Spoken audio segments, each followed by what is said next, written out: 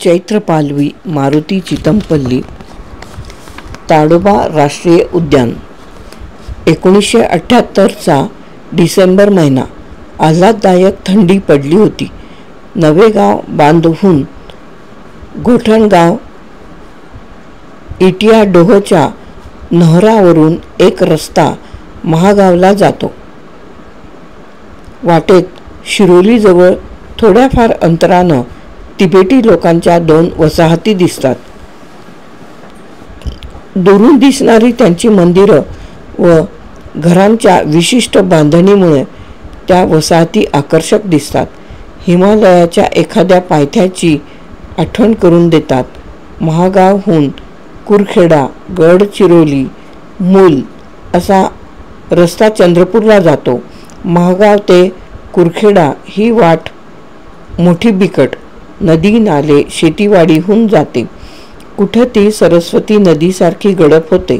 वावरात काम करीत असलेल्या कुणा शेतकऱ्याला विचारावं तर त्याला त्याच्या गावच्या शिवेपलीकडचं काही माहीत नसतं. अशा माणसांना देशात काय चाललंय याची जाण कुठून असणार. कुठल्या तरी निमित्तानं शहरं बंद होती. जाळपोळ दंगाधोपा चालू होता. परंतु इथल्या जंगलातली गावं शांत होती.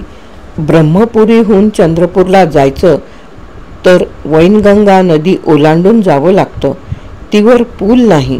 पाणी ओसरलं की नदीच्या पात्रात सिमेंटचे पाईप टाकले जातात. त्यावर लाकडाचे लठ्ठे, ओंडके व फाटे फांद्या ताट्या घालतात. बांबूच्या ताट्यावर माती, मुरूम आणि रेती टाकली की झाला रस्ता तयार. त्यावरून नदी पार करायची. परंतु गेल्या आठवड्यात आवळी एवढ्या आकाराची गारपीट झाली. थंडीची लाट सुटली. अवकाळी पावसाची झोड झाली. त्यात कच्चा रस्ता वाहून गेला. नदीच्या पात्रातून कमरे एवढे खोल पाणी खळखळ वाहत होतं. आता पुढं कसं जायचं. गावात चौकशी केली. कळलं की गडचिरोलीहून एक रस्ता चंद्रपूरला जातो.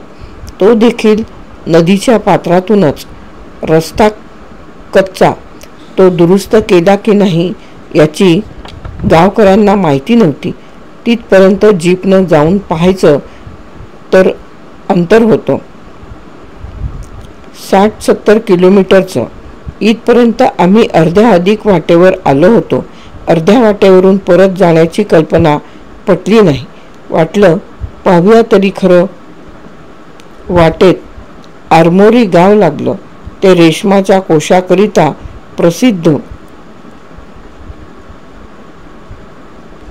तिथं पोहोचेपर्यंत दुपारची वेळ झाली. तिथल्या वनकुटीत थांबलो. जेवण केलं. विश्रांती घेतली. तिथे चौकशी केल्यावर कळलं की गडचिरोलीचा रस्ता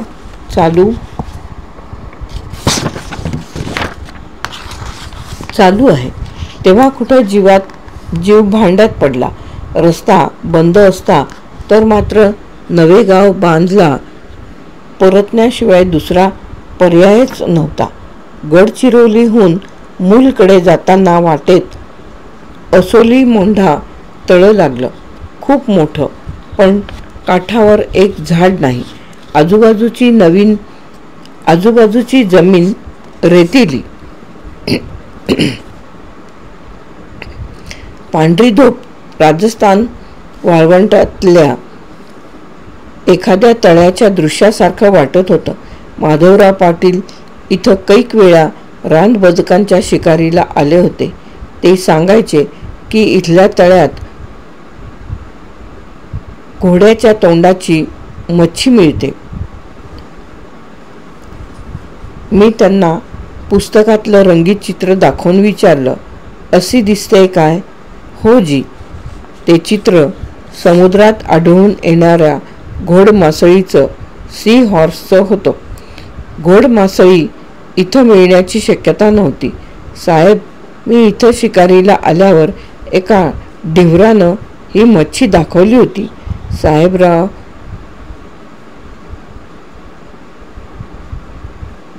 साहेब, मी इथं शिकारीला आल्यावर एका ढिवरानं ही मच्छी दाखवली होती. माधवराव पाटील असं म्हटल्याचं मला आठवलं. या विचारातच मी मूलला पोहोचलो. सूर्य मावळतीला झुकला होता. रस्त्याच्या दोन्ही बाजूंना छोटी छोटी तळी दिसत. त्यात शिंगाड्यांची लागवड केली होती. डोंगीत बसून शिंगाडे तोडायला निघालेल्या ढिवरांच्या चाहुलीने सावध झालेली शेकडो रानबदकं आभाळात उडताना दिसली. मूलजवळ वैनगंगेच्या काठी मार्कंडेश्वराचं पुरातन सुंदर मंदिर आहे. एकदा आलमेलकर ह्या मंदिराची रेखाटनं काढायला आले होते, तेव्हा मीही त्यांच्याबरोबर होतो. ती पुनवेची रात्र. भटकत भटकत आम्ही नदीकाठी येऊन बसलो. समोर नदीचं विशाल पात्र. चंद्राच्या प्रकाशात लहान लहान मासे चमकत, जणू आकाशगंगाच पाण्याच्या पृष्ठभागावर अवतरली आहे असं वाटलं. मंदिराच्या शिखरांचं प्रतिबिंब दिसत होतं. मला त्या पुनवेची मनात पुन्हा एकदा आठवण झाली. बघता बघता रस्त्याच्या दोन्ही बाजूनं सागाची घनदाट जंगलं लागली. सूर्याच्या मावळत्या प्रकाशात सागाच्या दाट सावल्या रस्त्यावर पडल्या. हवेतील गारठा जाणवू लागला. मैलोनमैल रस्त्यानं जाताना घनदाट हिरव्या जंगलासारखं सुंदर दृश्य नाही. चंद्रपूरला पोहोचलो तो अंधार पडला. ड्रायव्हर दिशेनं सांगितलं की गाडीतलं पेट्रोल संपलंय.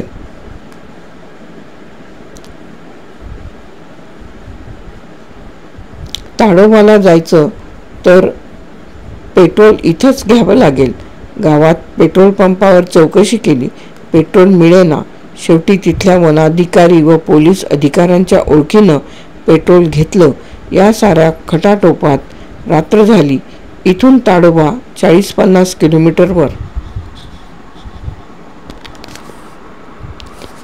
जीप ताडोबाच्या वाटेला लागली.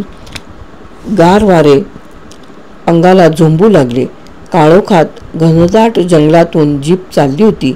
अधूनमधून लाकडाची वाहतूक करणाऱ्या बैलगाड्या दिसायच्या. गाड्यांची लांबच लांब रांग. संथ गतीने चाललेल्या त्यातले गाडीवान झोपेनं पेंगलेले. ताडोबाला पोहोचलो तो प्रवेशद्वार बंद.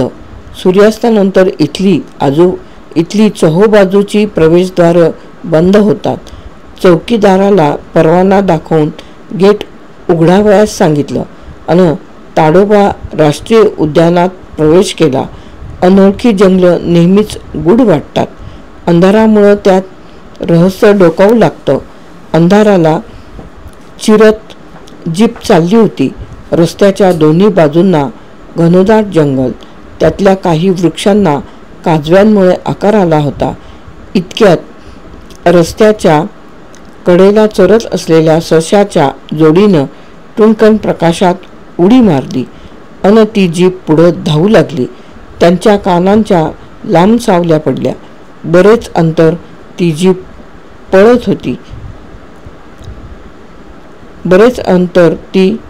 पुढं पळत होती. एका वळणावर त्यांनी पुन्हा अंधारात उडी मारली. सुरुवातीलाच जर ससे दिसले तर पुढे वन्य प्राणी दिसत नाहीत असा समज आहे, परंतु तो खरा नाही. थोडं अंतर गेल्यावर एक भलं मोठं तरस आडवं आलं अन रस्ता ओलांडताना त्याने माझ्याकडं नजर केली. तसा तो तिथं स्थिर उभा राहिला. त्याचे हिरवेगार डोळे चमकत होते. हळूच हॉर्न वाजवला तसा तो गाडीसमोर दुडक्या चालीनं धावू लागला. असं पळताना ते भलं मोठं जनावर फार विनोदी वाटलं. पळता पळता तो मध्येच आडवा होई हॉर्न वाजविताच वेड्यासारखा पुढं धावत राही. असं 1-2 किलोमीटर अंतर तुटलं. शेवटी जोरानं हॉर्न वाजविताच रस्ता ओलांडून त्यानं पलीकडं उडी मारली अन तो अंधारात दिसेनासा झाला. अंधाराचा लचका तोडून 3 आकार बाहेर यावेत तसं एक भलं मोठं अस्वल अन तिची थोराड पिलं रस्ता ओलांडीत असताना जीपच्या दिव्याच्या प्रकाशात दिसली. प्रकाशाचा झोत ती सहन करू शकत नव्हती. इतक्यात ती तिघं रस्त्याच्या मधोमध उभी राहिली. त्यांनी आपली डोकी एकत्रित आणली आणि खाली पाहू लागली. त्यांनी पुन्हा प्रकाशाकडे पाहिलं नाही. तशीच ती हळूहळू रस्त्यावरून चालत पलीकडे जात होती. अशा परिस्थितीत मलाही हसू आवरलं नाही. ताडोबा रानगव्यासाठी प्रसिद्ध आहे, पण अद्याप ती कशी दिसली नाही या विचारात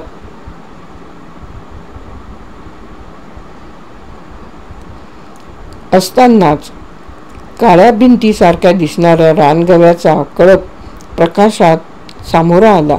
त्यातल्या प्रचंड धिप्पाड गव्यानं आमच्या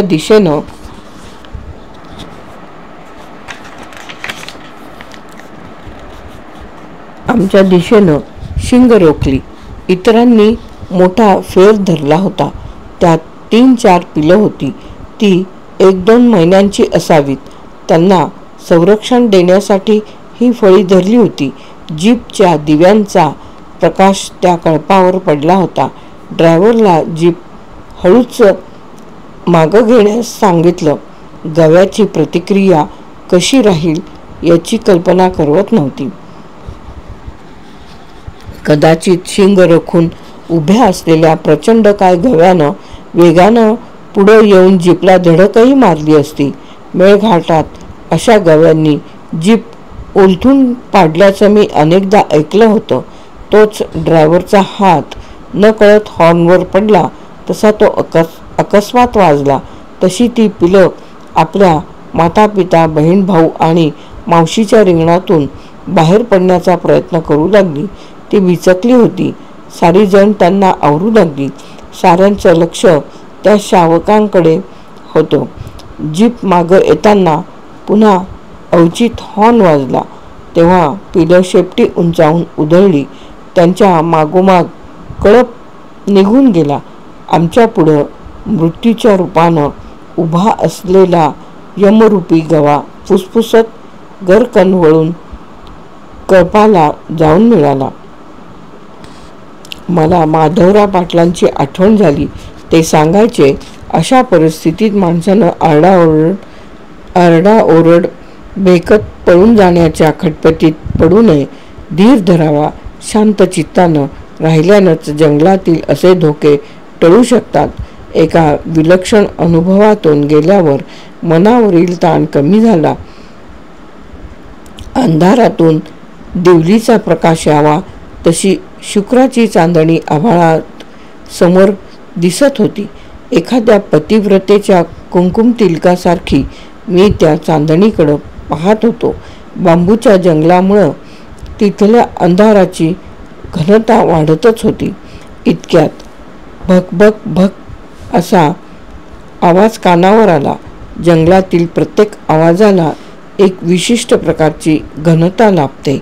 आवाजाचं हे सौंदर्य तुम्हाला कधी प्राणीसंग्रहातून ऐकायला मिळणार नाही. तो आवाज नीलघोड्याचा होता. रात्री तळ्याकाठच्या वनविश्रामगृहात थांबलो. समोर सुंदर तळं, चोहोबाजूनं घनदाट जंगल, वर जांभळ्या आभाळात लक्ष लक्ष चांदण्या. त्यांचं देखणं प्रतिबिंब तळ्यात पडलेलं. उजडण्यापूर्वी उठून तळ्याभोवतालच्या रस्त्यानं फिरायला निघालो. रात्रभर तळ्याच्या चिखलात फतकल मारून बसलेली रानडुकरं सारं अंग झटकून जंगलाकडं परतत होती. पुढं भला मोठा एकांड्या नर भिजल्यामुळे एखाद्या भूतासारखा कुरूप दिसत होता. टिटव्या सारख्या ओरडत होत्या. तळ्याकाठच्या हातभर उंच गवतात कांचनमृग चरत होते. त्यांचे डोळे वितळलेल्या काळ्या हिऱ्यासारखे दिसत. कांचनमृगाची एक सवय आहे. दिवसभर ते साऱ्या जंगलात चरत राहतील, पण अंधार पडला की टाहो देत ते मनुष्य वस्तीजवळ रात्रभर आसऱ्याला येतील अन दिवस उगवायच्या आत पुन्हा जंगलात चरायला जातील. आता ही चितळं हळूहळू कळपाकळपानं जंगलाची वाट धरीत होती. तीच सांबरं मध्येच थांबून बावरलेल्या नजरेनं आमच्याकडे पाहत होते. एक मोठी मादी, तिचं एक पिलू अन पिलाची थोरली बहीण. नर कधी त्यांच्याबरोबर दिसायचा नाही. तळं उजळू लागलं. पाण्यावर वाफा दिसत होत्याच. त्याचं हळूहळू धुकं बनत होतं. काठावर असलेल्या पार जांभळीच्या झाडाचं प्रतिबिंब पाण्यात पडलं होतं. तळ्याच्या काठावर देव भातात लाल रंगाची अडई नावाची रानबदकं थव्या थव्यानं चरत होती. नाकेराची जोडी तळ्यावरच्या आभाळात उडत होती. सूर्य उगवला तेव्हा त्याची सोनेरी किरणं पाण्यावर पडली. मोतिया रंगावर काळे ठिपके असलेल्या किलकिल्याची जोडी हवेत पंख स्थिर करून चोच खाली करून माशांचा वेध घेत होती. दोन सुसरी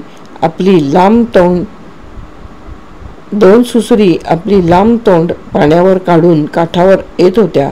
त्या सुसरीकडे पाहताना मला एका ज्येष्ठ वनाधिकाऱ्यांनी सांगितलेली घटना आठवली. ती इथंच घडलेली. मी त्यांच्याच शब्दात सांगतो. जंगलातून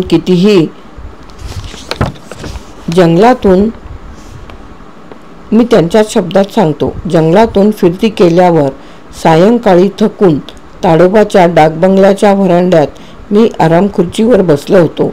त्या काळात डाकबंगल्याच्या आजूबाजूला दाट झाडी होती. इतक्यात झुडपात काहीतरी वाजलं, पण मला इतका कंटाळा आला होता की उठून तो आवाज कशाचा आहे हे पाहण्या इतका उत्साह राहिला नव्हता.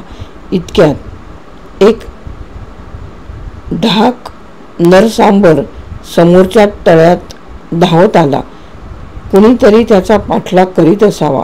त्यानं तळ्यातील पाण्यात प्रवेश केला. मी पडल्या पडल्या त्याच्याकडे पाहत होतो.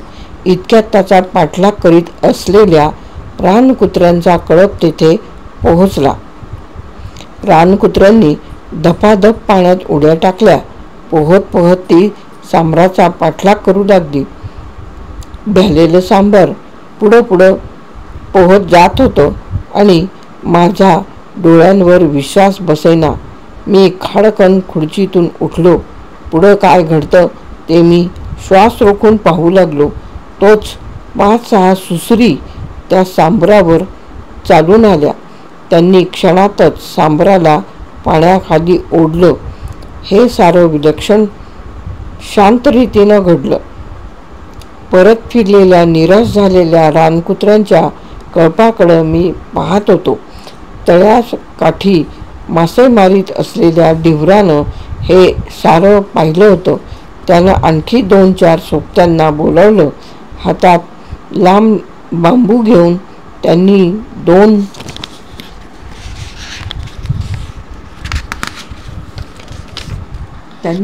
डोंग्या पाण्यात सोडल्या. त्यांना तळ्यातील सुसरींच्या कप्पी कपारी माहीत होत्या. सुसरींनी लगेच त्या सांबराला कपारीत खेचून नेलं होतं. बांबूच्या साहाय्यानं त्यांनी त्या मृत सांबराला बाहेर काढलं. धडपडीत एक डोंगी उलटली देखील. शेवटी त्या सांबराला डोंगीत घालून काठावर आणलं. कातडं काढलं.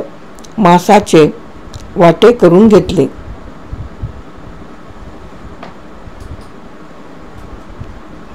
अन ढिबर निघून गेले.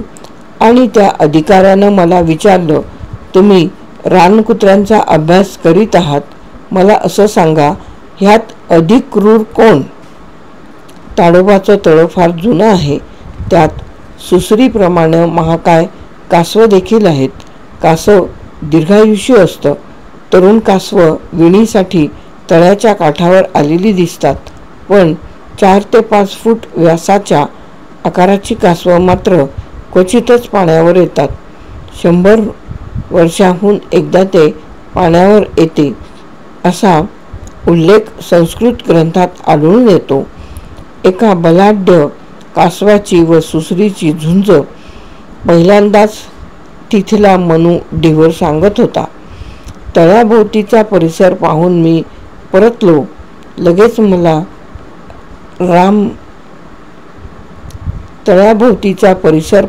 परतलो. लगेच मला भामरागडकडं निघायला हवं होतं.